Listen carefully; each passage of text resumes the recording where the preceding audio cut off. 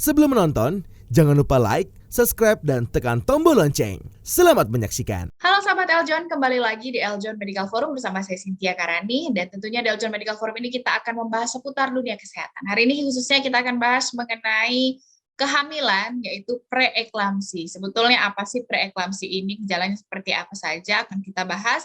Sudah hadir bersama saya, narasumber kita ada Dr. Wesley Yeremia yang merupakan dokter spesialis obgyn. Halo Dr. Wesley. Halo, iya. Apa kabar dokter? Baik, sehat.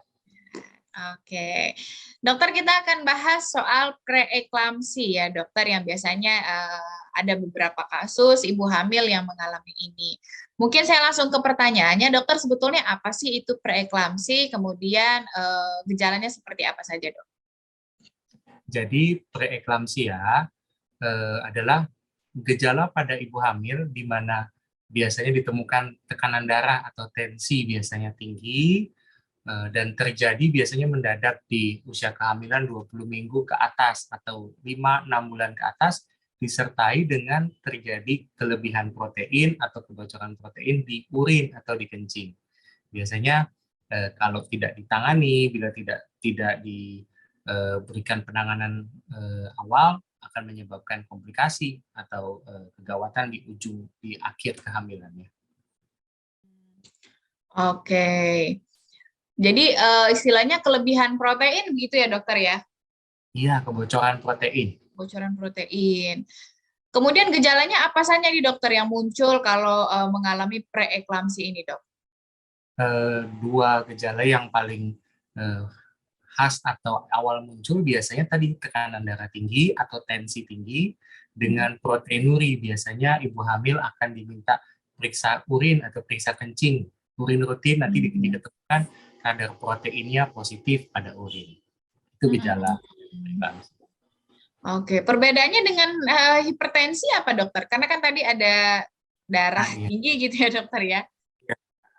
Jadi bedanya preeklamsi dengan hipertensi, kalau preeklamsi harus disertai dengan tadi proteinuri yang tadi, dan biasanya ditemukan pada kehamilan di atas 20 minggu. Bedanya dengan hipertensi biasanya kadang-kadang terjadi dari awal kehamilan atau mungkin dari sebelum kehamilan. Dan biasanya tidak terdapat proteinuri atau protein dalam urin yang tadi.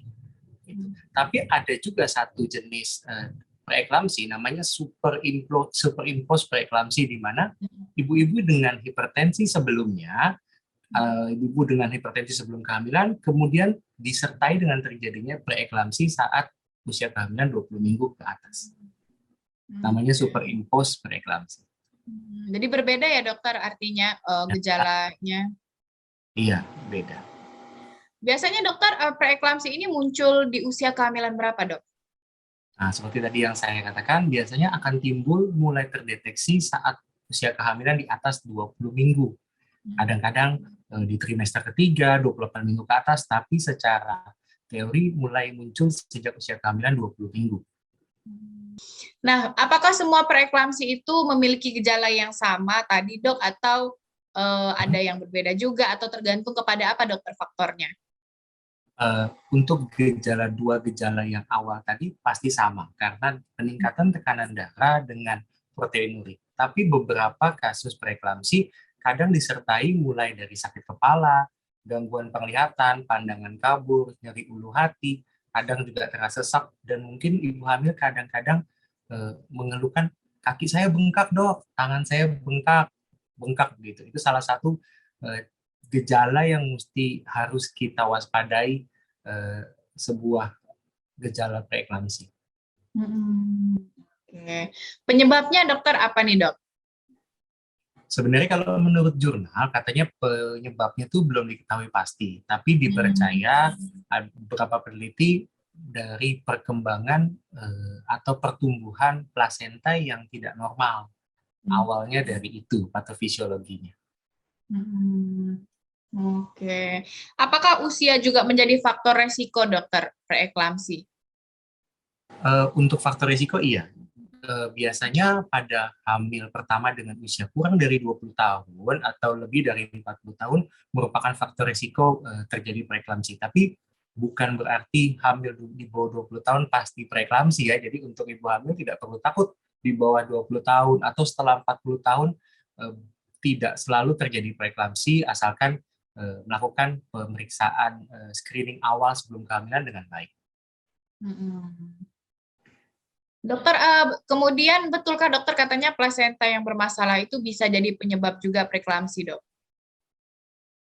Ya, betul sekali. Jadi seperti yang tadi saya bilang, plasenta itu kan sebenarnya kumpulan pembuluh darah yang menghubungkan antara si ibu dengan si janin. Jadi plasenta adalah darahnya mengalirkan nutrisi, oksigen dari ibu ke janin. Ketika dia terjadi perkembangan dan pertumbuhan yang tidak normal, di mana pembuluh darahnya menjadi lebih sempit, sedangkan si ibu naluri dasarnya melindungi si janin. Nah, ketika aliran darahnya menjadi sempit, pembuluhnya menjadi sempit, akhirnya ibu cenderung tensinya menjadi tinggi untuk mengalirkan darah lebih banyak supaya janinnya mendapat nutrisi, oksigen lebih baik. Karena tadi pembuluh darah lebih sempit, dibutuhkan aliran atau tekanan lebih tinggi. Itulah kenapa terjadi tekanan darah tinggi pada ibu hamil dengan preeklamsi. Oke. Tapi tadi kan dokter, preeklamsi itu adalah kebocoran protein gitu ya dokter.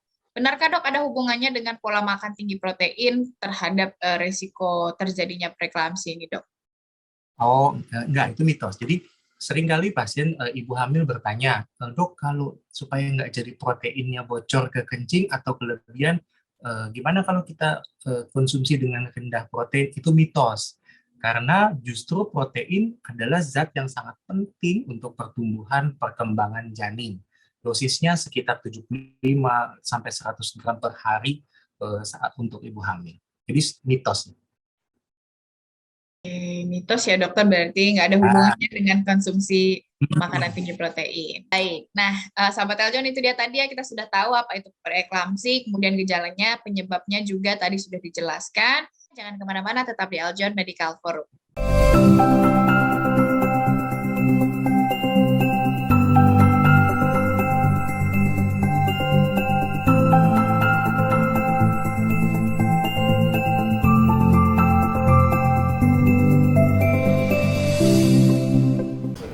Ade Tirek makan pepaya. Jangan lupa like ya.